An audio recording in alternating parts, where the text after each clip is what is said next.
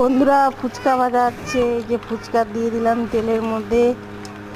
এখন আস্তে আস্তে নাড়াচাড়া করব। দেখেন সব ফুচকাগুলো গরম তেলের মধ্যে দিয়ে দিয়েছি। এখন আস্তে আস্তে হালকা গরমে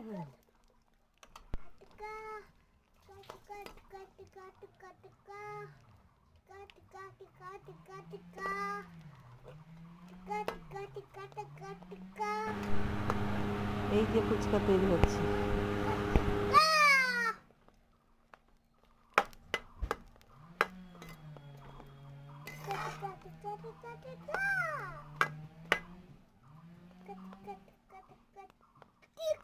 ফাটা যাবে বেটে, ভটাস করে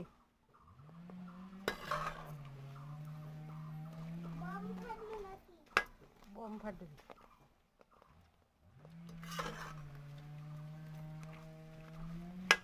বিড়ালটাকে পিটাও।